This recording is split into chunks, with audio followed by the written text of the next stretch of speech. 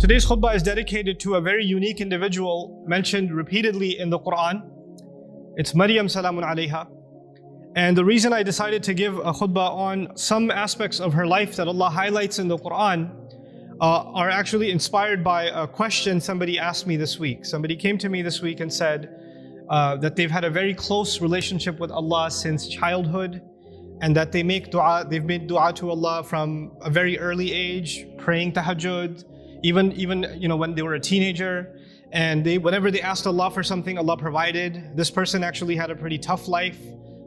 Father passed away at an early age, no brothers, and this woman has lived a pretty lonely life and basically decided to really truly depend on Allah.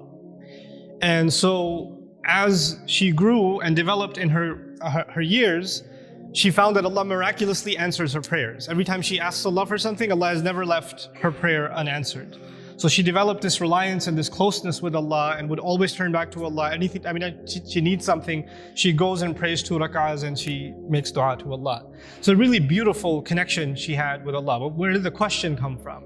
The question came from a fact that more recently she went through quite a series of very unexpected difficulties in life. And she decided that she's going to increase her ibadah to Allah and increase her du'as because her problems have also increased. So you figure the more your problems increase, the more you're going to ask Allah to help you solve your problem. And so she does that, and she prays like she's never prayed before, fasts like she's never fasted before, begs Allah, cries to Allah, sheds tears before Allah like she's never done before. But the problems keep getting worse. They don't get any better. And she starts thinking to herself, maybe Allah is not happy with me because before I used to pray and everything used to get answered. I've never had this problem before. Every time I had a need, I turned back to Allah and Allah solved my problem. But now I'm making dua after dua after dua, and I continue to beg Allah and my problems are not getting solved, they're only getting worse. What could possibly be the reason? And in her mind, the reason was, I must have done something wrong. Allah must no longer be answering my prayers because somehow I've been disqualified. I'm not in Allah's good books anymore. The reason I decided to give this khutbah is that this is a very common notion that can creep into somebody's mind. Now I get to Maryam salamun alayha, and I really, when she spoke to me, I remembered her, because the thing with Maryam salamun alayha was even when she was young, her birth was strange. It was mentioned in the Quran. Not many people's birth is mentioned in the Quran. And the mother was expecting a son, but she had a daughter instead. And Allah says, "Laysa dhakaru kal untha," which has a multiple layers of meaning, but I'll just highlight one of them. This girl is like no other boy. This girl is special. And by the way, please remember those words next time. Any of you, if you're expecting a child and that you were hoping, and your mother was hoping, and your father was hoping, and your extended cousins were hoping it's going to be a son, and you have a daughter, you remember that Allah didn't highlight the birth of a child like He did the birth of Maryam salamun alayha. It's an honor to have a daughter. It's a gift of Allah to have a daughter. And it's actually the behavior of the mushrikun to be upset that you had a daughter. ظَلَّ وَجْهُهُ مُسْوَدًّا وَهُوَ كَظِيمٌ. His face turns dark and he's depressed. He's swallowing his upset attitude because he had a girl. Girls are a blessing from Allah Azza wa Jalla, an honor. And it's a disrespect not only of the gift of Allah, but of the ayat of the Quran when you're upset that you had a daughter. You should be mindful of that. But that's on a side note. This child is born, she's actually given a special place in what was then the central house of Allah. And Zakaria alayhi salam used to take care of her, and every time he used to come to visit her to make sure she's doing okay, because she was dedicated living in the house of Allah. كُلَّمَا دَخَلَ عَلَيْهَا زَكَرِيَّا الْمِحْرَابِ وَجَدَ عِنْدَهَا رِزْقًا. Every time he'd walk in, he'd see fruits, food in front of her, and he'd say, "Where did you get these fruits? These fruits don't even grow here. And these fruits aren't even from this season. These fruits grow in the winter, these fruits grow in the summer. You have them in off season. Where did you get them from?" She would respond, قَالَتْ هُوَ مِنْ عِنْدِ اللَّهِ. These come especially from Allah. These fruits come to me from Allah. Imagine somebody whose du'as are answered in a way that's special delivery from the sky of food for this woman. And so when this sister was telling me her du'as get answered in life, I remembered Maryam salamun alayha and how miraculously Allah would intervene and provide for her even matters like food. Things that we can get up and get ourselves. She didn't even have to get up for that. Very special child, very special woman. And so about this woman, what I wanted to share with you is later on in life what happens to her. When she's a young woman, angels visit her, tell her that she's going to have a child. The first thought in her mind, I'm not married. What do you mean I'm going to have a child? Lam yamsasni bashar. No man has ever touched me. What in the world do you mean I'm going to have a child? كَذَلِكِ قَالَ هُوَ رَبُّكِ. That is how your master declared it. I'm sorry, we're just here to deliver the news. We're not here to negotiate whether this is going to happen or not. That decision has been made. You're having a baby. Now she's in shock. What am I going to do? She's going to turn back to Allah and hope that this will not happen to her. But it's going to happen. And I'll fast forward a little bit for you, just so you appreciate what happened to this woman. After she had the baby, and she came back to her town, the entire community that looked up to her as a zahida, as a spiritual woman, as a woman of worship and ibadah, someone who even the prophet of their community, Zakaria, had endorsed. She grew up under the tutelage of Zakaria alayhi salam. All the masjid community is standing there. She's walking back with a baby, and they all start collectively, together, start humiliating her. How could you do this? What have you done? There are women in the Jum'ah today. No Muslim woman can ever imagine being in a situation where she's holding a baby and somebody's telling her that child is not legitimate. She cannot imagine that kind of humiliation. No Muslim. And none of us can imagine that kind of accusation for our sister, for our mother, for our daughter. We cannot imagine that pain. It's beyond us. For the Muslim, our dignity is greater to us than our life. The sense of dignity Allah has given us is more valuable to us than even our life. And she knows that when she goes back with this baby, that's what they're going to say. It's one thing that they might be saying it behind her back. They're saying it in public, in front of her. In front of her. Now I want to take you back to how she dealt with this problem. Because no amount of dua she made is going to change what Allah has decided. Allah has decided that she has to face this. She has to stand in front of this. And what does she do? When the child comes, as she's about to deliver the child, she says, Ya laytani mittu qabla hadha. She says, if only I could die before this happens. Hopefully I die giving birth. That's all on her mind. Because that will be an easy escape from what is coming. There is no other place in the Quran anybody ever wishes for death. This is the only one. Think about that. Why is it there? Allah Azza wa Jalla is acknowledging that sometimes people go through such traumatic, humiliating situations where they wish they were dead. Even that happens. That's how extreme her situation became. And Allah acknowledged that and recorded that in the Quran. Ya laytani mittu qabla hada. I read this and I was just in shock. Like, how did she just say that? You know, our Messenger alayhi salatu wasalam told us, La yatamannayanna ahadukumul maut. None of you should ever wish for death. You should not wish for death. That's not something you should say casually. And she's actually now wishing for death. Why? Because this is an extreme case. This is a crazy situation. And so, you know, the humiliation she will face is far worse than death. So she says, Ya laytani mittu qabla hadha. There are going to be, this is in the Quran for a reason, there are going to be people that are going to be in humiliating situations. And there's no getting out of it. There are going to be people that are going to have to face their family, that are going to have to face false accusations, that are going to have to face up to a mistake they made in the past. Who knows? And they're going to have to face that kind of trauma. And they'll have to find comfort in the example of Maryam salamun alayha. But she didn't stop there.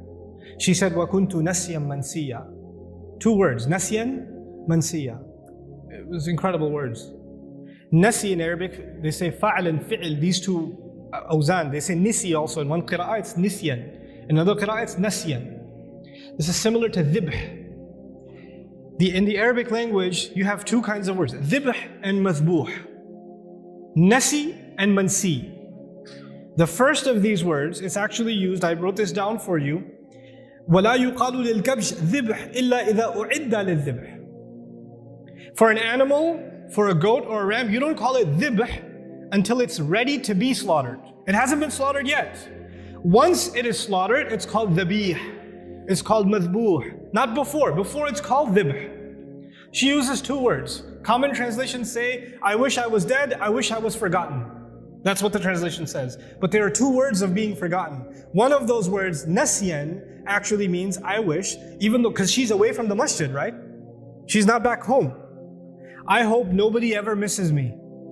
They don't even ask the question, where did Maryam go? I wish I could be invisible, forgotten from people's memories right now, and nobody even has the thought of me. This is nasi. Nobody even thinks I existed. There are people that go through the kind of depression and anxiety where they don't come out of home. They don't leave home. They don't pick up phone calls. They don't answer text messages. They get anxious being around people. They're going through so much trauma that they wish they were forgotten. As a matter of fact, even if somebody knocks on the door, they say, I wish they didn't remember me. I wish I didn't have to face anybody. They want to just crawl away, but just be by themselves. This is nasyan. And she's hoping already that she dies. And nobody even comes looking. And then later on, even if years go by and nobody found out what happened to her, mansiyan. She's completely forgotten. There's no memory of her in the future either. I hope nobody thinks of me right now and I become invisible in the future also. I wanted to highlight this woman's trial because this is a woman of dua whose duas used to get answered immediately. She didn't even have to ask for food and it used to come. And this is the situation Allah put her in. This is the trial that Allah put her in. Think about that. This is not because Allah hates her. This is not because Allah forgot about her. This is not because Allah wants to humiliate her. This is actually, all of this ended up becoming Allah honoring her. You know, you have the case of Nuh alayhi salam, who was a very loving father. He made da'wah, he invited his people to Islam for 950 years. Can you imagine? You think he made dua for his son? You think he made dua for his wife? All those years? Or he didn't care about them? Someone who cares so much about his nation, they spit on him, they insult him, and he goes back to them and makes dua for them 950 years. You think he ignored his own son, his own wife? All those years of dua, and they didn't change. Isn't that the case? Does he blame himself? Yeah, maybe I didn't do something right. Or maybe Allah stopped listening to me. The reason I'm starting with that is people that were much better than we are, much better than we are, they also had similar problems. There are parents in the audience that make dua for their kids. And they see that their children are going away from the religion. They're going down a dark path. And they can't control it. And they're making dua for them. And they're not seeing that their dua is being answered. And now they're getting frustrated. Is there something wrong with me? Why isn't Allah answering? Well, you're not the first one to be put in that position. Our Messenger ﷺ made lots of dua. You don't think he made dua for his uncles? His family? You don't think he considered Abu Lahab when he made dua for guidance? And if he did, despite all of that loving dua, Allah Azza wa Jalla himself tell him, إِنَّكَ لَا تَهْدِي مَنْ أَحْبَبْتَ. You don't get to guide who you love.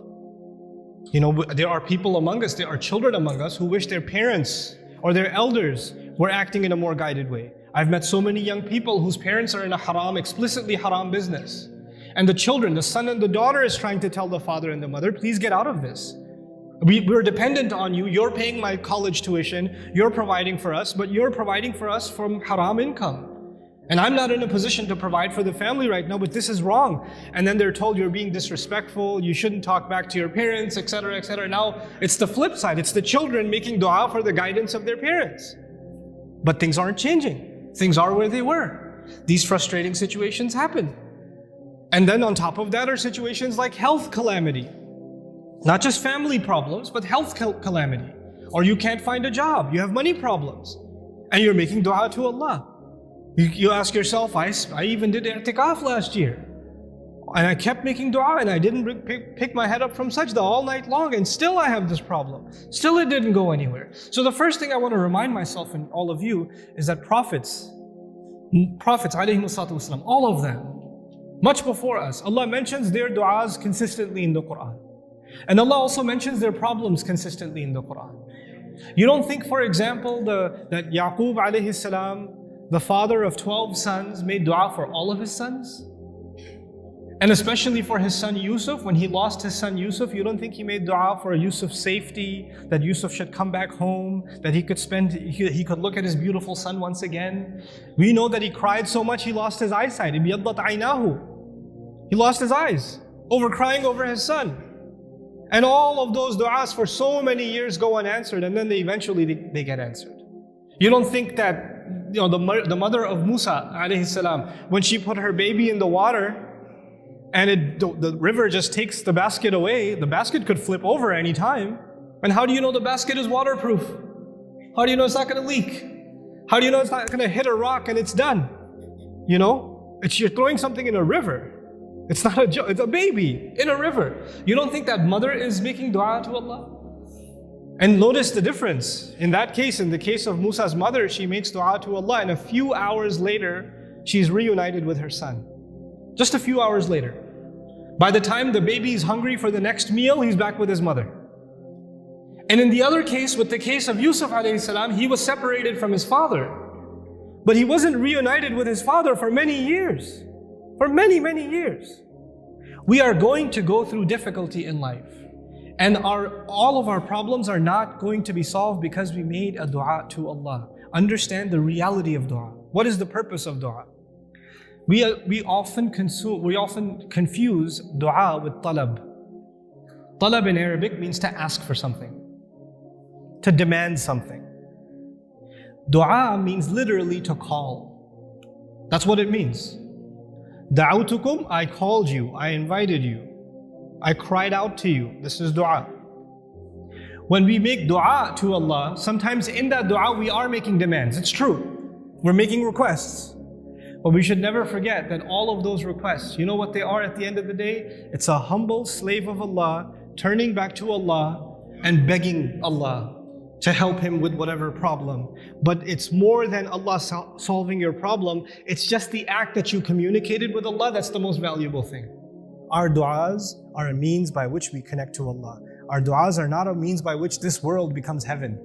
This world is going to be full of trials. People that were much better than we are had difficulty in life. That's okay. لَقَدْ خَلَقْنَا الْإِنسَانَ فِي كَبَدٍ. We created all human beings in toil and labor and struggle. Struggle is a part of life. The purpose of dua is to help you and me deal with those struggles and to never forget that Allah is with us, whether it's hard times or easy times. May Allah Azza wa Jal not make us people that lose faith. May Allah Azza wa Jal honor us and help us remember that no matter how much people try to humiliate you, people try to put you down, people insult you like they did Maryam Salamun alayha, Allah still honors you.